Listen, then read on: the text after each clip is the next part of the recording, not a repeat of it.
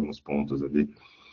E vou trazer aqui para vocês, não, não uma apresentação em relação à questão de liderança, de fato, mas tentar trazer alguma coisa que dá para a gente poder aplicar em qualquer área da vida. Porque delegação não vai só em relação à questão de trabalho ou ambiente corporativo, mas vai muito além disso. Então, em qualquer coisa, a gente tem a oportunidade de delegar e também é nos delegado muitas coisas.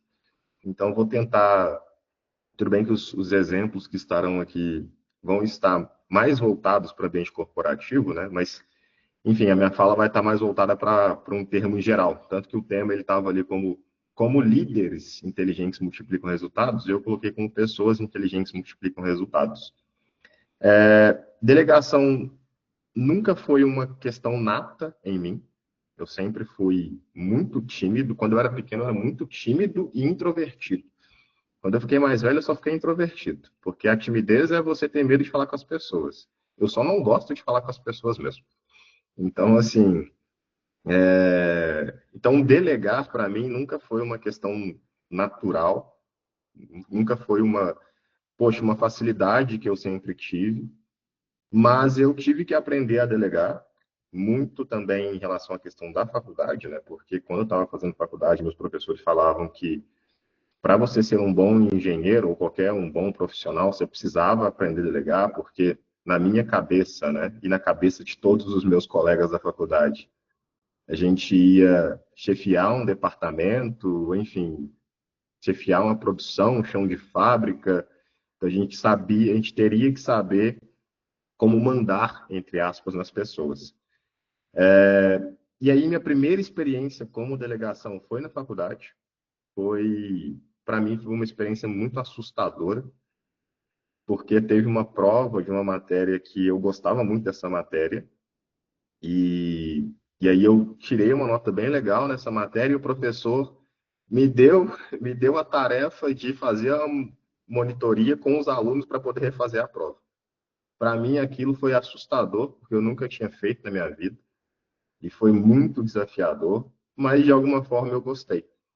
E na própria faculdade mesmo, eu, no nono semestre, tive a oportunidade de participar da fundação da empresa júnior do meu curso. E de uma hora para outra, eu estava literalmente delegando 12 alunos. A gente estava ali na empresa júnior em relação à questão de projetos de consultoria. E para mim aquilo foi meio que uma virada de chave na minha vida. E era a mesma coisa que eu não gostava, não era uma coisa nata em mim, mas que eu gostei de fazer. Era uma coisa desafiadora que me tirou muito da zona de conforto. E de lá para cá eu pude ter oportunidades de, enfim, de liderar, de delegar também, de aprender, mas é uma coisa que eu sempre vou estar em construção ainda, né? Uma coisa que a gente vai sempre precisar melhorar como qualquer outra coisa na vida. Então, vou tentar trazer algumas coisas daquilo que eu vivi aqui para vocês, também baseado um pouquinho no livro, para a gente poder tentar ao máximo aplicar esse tema nas nossas vidas, né? Não esperar ser, de fato, um líder ou alguma coisa, enfim, ter um cargo para poder delegar. E uma coisa que eu aprendi é que a gente não precisa e a gente não consegue fazer tudo. Então, a gente acha, né, que a gente precisa centralizar tudo, porque ninguém faz melhor do que a gente. E eu acho que isso é para qualquer coisa. E todo mundo tem esse mesmo pensamento. Ninguém faz igual ou melhor do que eu. E de fato não faz mesmo. Cada um tem uma característica diferente, cada um tem uma visão diferente do mundo. É muito difícil uma pessoa fazer a mesma coisa que a outra pessoa. Mas você não precisa fazer tudo. E você precisa que tudo seja feito com excelência. E aqui na Legado a gente tem muito isso, né? E acredito que a Legado é a empresa que é, porque não tem tudo centralizado, porque o João, porque o Ravi, eles fizeram muito bem esse papel de construir um time que tem autonomia, que pode ser confiado, vou até falar um pouquinho mais sobre isso, mas a questão de, independente daquilo que a gente está construindo, né, tanto no âmbito profissional ou pessoal, a gente não consegue fazer tudo. E tem muitas coisas que a gente precisa, de fato, delegar. Porque se a gente centralizar tudo em cima das nossas costas, e falo isso por experiência própria, gera muita sobrecarga, você se estressa muito, e aí você limita não o crescimento só da equipe, né? Mas também o crescimento das pessoas que estão com você. Então, você limita o crescimento do seu parceiro, da sua parceira, porque você não envolve nas decisões que têm que ser tomadas na sua vida também. Então, tem uma coisa que, por exemplo, você, Renan, Raul e o Robson, né, que casaram recentemente, estavam planejando o casamento. Provavelmente eles discutiram muitas coisas com as esposas deles para poderem ser delegados. Imagina só se eles fizessem tudo isso sozinhos. A mesma coisa entre o Ravi e a Mari. Então, esses dias que eles estavam ali fazendo um planejamento para poder, enfim, de alguma coisa do casamento. Se centralizar tudo, gera sobrecarga e aí você limita o crescimento da outra pessoa também. E a delegação, o que diferencia as pessoas, né? Ou os gestores operacionais para os estratégicos. O que é isso? Se você não delega, você vive no operacional, apertando o botão.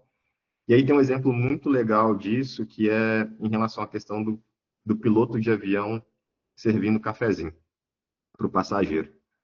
O passageiro olha para o piloto de avião e pensa, pô, se você está me servindo café, quem está pilotando o avião?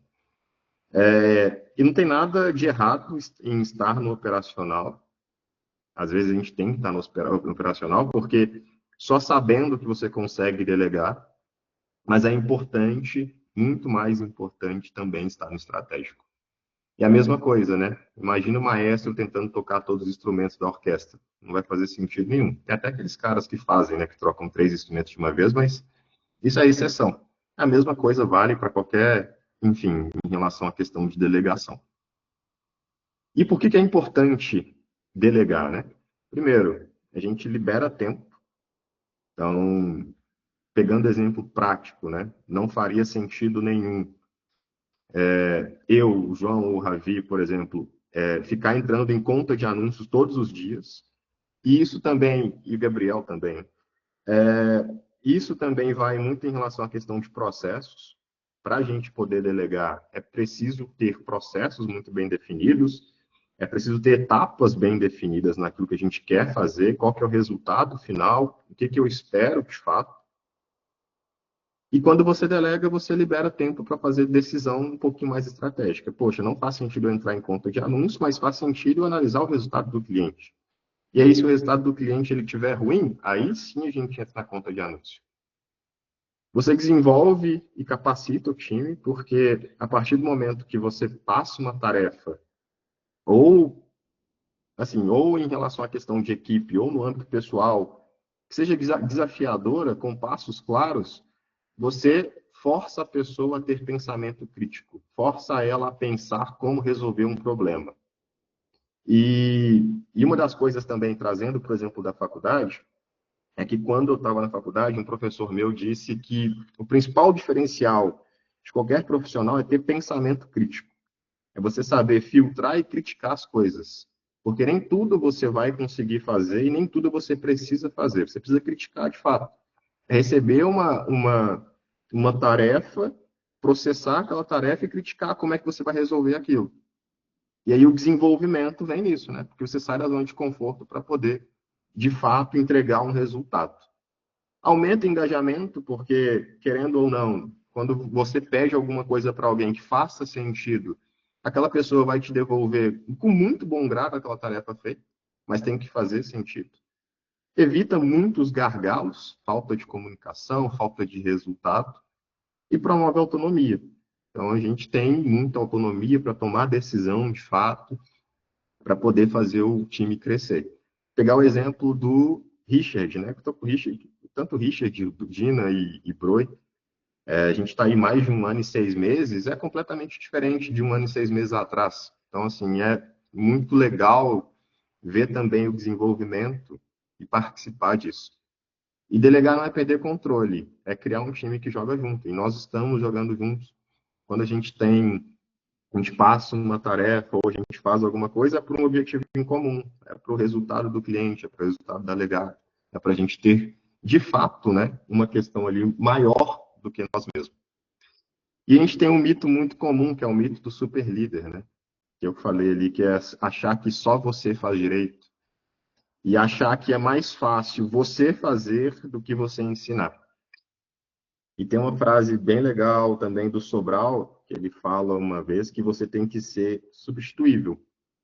Você precisa ser substituível. As pessoas precisam ocupar o seu lugar. Porque se as pessoas não puderem ocupar o seu lugar, você também não está crescendo. Então, ensinar é a forma mais fácil de você ser substituível, que é completamente normal e isso é benéfico para você e para outra pessoa também, para os dois crescerem juntos. Porque quando a gente centraliza muita coisa, né, o gargalo ele começa a ficar em você. Então, tem muita questão de empresas e o maior problema das empresas talvez não seja a falta de vendas ou a questão de desorganização, e sim o dono do negócio. Porque o dono ele quer fazer tudo, ele acha que só ele pode fazer bem feito, ninguém vai fazer melhor do que ele, as coisas só vão rodar se ele fizer, e ele se torna o principal gargalo e o principal problema da empresa. Então, assim, a gente tem que literalmente calçar a sandália da humildade, né? Se a gente quiser crescer de fato. Poxa, eu preciso de pessoas boas perto de mim, que eu não sei fazer tudo e eu não quero saber fazer tudo, porque fazer tudo para mim vai me gerar só estresse, uma coisa que não vai fazer sentido na minha vida. E eu preciso que, mesmo que eu não saiba fazer tudo, eu tenho pessoas que saibam fazer por mim. Esse é o principal ponto. E o que que nós devemos, e aí falando tanto no âmbito profissional quanto pessoal, né? O que que nós devemos e o que que nós não devemos delegar? Tarefas operacionais repetitivas, então tudo aquilo que for repetitivo, um dia, né? Tudo aquilo, toda tarefa repetitiva, provavelmente inteligência artificial, automação, vai substituir o ser humano, e já está substituindo.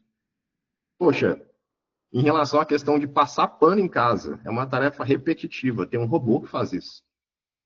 Mesma coisa de lavar vasilha, tem lava-louças. Então, tudo que for repetitivo é importante delegar. E aí, até em relação à questão pessoal mesmo, tem muitas coisas que a gente não precisa fazer e a gente faz, continua fazendo. Tem gente que gosta de fazer e está tudo bem em fazer isso, mas que não precisa de fato. Então, falando nessa questão do robô, né? Tem um amigo meu que ele tem um robô aspirador lá e ele sempre fala para eu poder comprar esse robô. Que para ele é a mão na roda, que ele tem cachorro, tem pelo. Aí eu penso, poxa, mas eu demoro 10 minutos para poder varrer o apartamento inteiro. Será que faz sentido para mim?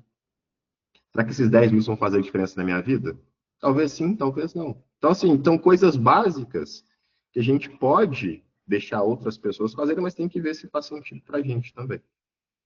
Preparação de relatório, apresentação, ou até mesmo, por exemplo, uma criação da agenda, dá para fazer tudo automação. Então, tudo isso dá para a gente poder automatizar. Atendimento do cliente em situações padrões, tudo isso é automatizado, né? Nossa rotina é completamente automatizada em relação à questão de atendimento. Então, tem ali, poxa, quando que o gestor tem que responder, quando que o coordenador tem que responder, ah, não, quando que o João, quando que a Ravi tem que entrar na conversa também. E execução de processo com tarefa clara. Eu vou até trazer um exemplo de como não se delegar no final da apresentação, que às vezes o que está claro para a gente não está claro para outra pessoa, não foi explicado. E aí tem aquela velha máxima, né? O óbvio precisa ser dito. E o que a gente não deve delegar? E aí falando em qualquer âmbito da nossa vida, né? Definição de missão, visão e valores. Não faz sentido eu falar, poxa, Renan, define aí qual que é o meu objetivo para o próximo ano. Não faz sentido nenhum. Ou até mesmo o Renan falar para a esposa dele, poxa, meu amor, define qual que é o meu objetivo para o ano que vem. Mesmo o casal sendo uma unidade, né? Cada um tem sua vida, cada um tem seus sonhos, cada um tem seus objetivos. E não faz sentido esse objetivo ele ser delegado para o outro. É claro, ele pode ser feito em conjunto, mas de qualquer forma, o Renan vai ter os objetivos dele e a Lara vai ter os objetivos dela. Então é importantíssimo a gente saber o que que nós queremos fazer para a nossa vida. E como que o nosso parceiro, as pessoas que estão na nossa vida, vão participar disso? Como é que eles vão colaborar com a gente? Tomada de decisão estratégica de alto impacto.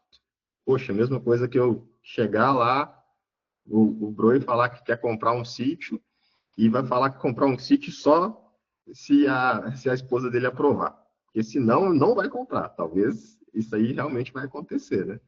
Mas será que ele vai ficar feliz no longo prazo?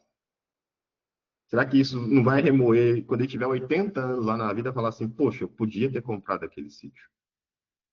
Feedback crítico. Então não faz sentido por exemplo, o João falar para o Ravi me dar um feedback. É muito mais fácil, o correto, né, seria ele chegar até mim e falar isso. E questões confidenciais e sensíveis também. Então, em relação à questão de delegação, o que a gente tem é, poxa, o que a gente faz todos os dias é passível de delegação. O que não, a gente tem que centralizar de fato. E aí, os 5 erros que mais travam a delegação: falta de confiança, medo de perder o controle, achar que leva mais tempo ensinar do que fazer, falta de clareza do que precisa ser feito e microgerenciamento. Vou acelerar um pouquinho aqui para dar o tempo, né? E aí, algumas boas práticas de delegação: delegar com intenção, não por conveniência. Então, não é delegar qualquer coisa por delegar. Poxa, eu vou pedir para minha namorada um presente, comprar um presente para minha mãe só porque eu quero que ela compre. Por quê? Não faz sentido isso. Então, delegar com intenção, de fato. Adaptar o grau de autonomia ao nível de maturidade da pessoa que você está delegando. Não adianta eu pedir para uma criança de 10 anos para poder fazer, por exemplo, um relatório para um cliente. Uma analogia meio, assim, meio exagerada, mas é isso que acontece. Documentar os processos, porque depois que, mesmo que a tarefa sendo nova, depois da primeira vez, ela não vai passar a ser nova mais. Então vai ser mais fácil essa pessoa fazer. Celebrar boas entregas, é o que a gente acabou de fazer aí, com os aplausos da quinzena, e aprender com os erros também.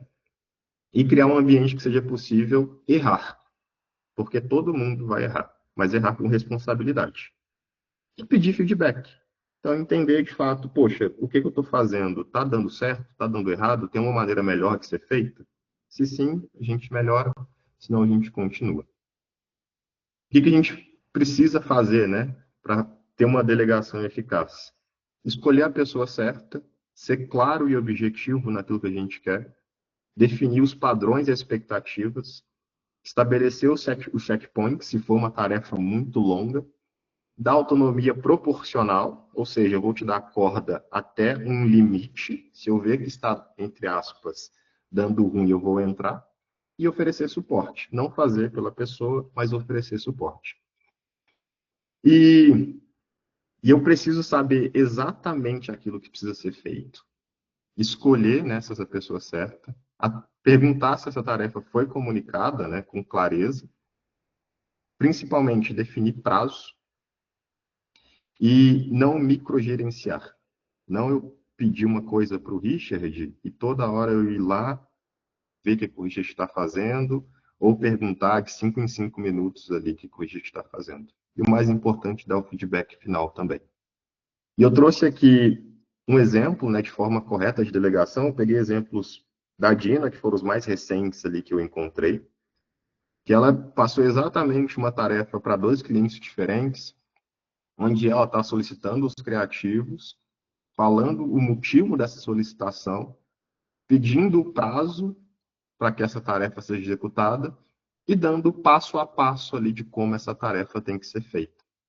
Então, esse é o formato correto de pedir alguma coisa. Não pedir por pedir, mas pedir com intenção, pedir com prazo e ainda assim dar o passo a passo. E trouxe aqui também uma maneira correta de não delegação para vocês verem como uma comunicação simples pode gerar um resultado que a gente não espera. Então, tem um Criança, minha mãe me deu videozinho. dinheiro, falou: Estevam, vai lá na venda, compra 10 pães, se tiver ovo, traz 6. Aí eu fui.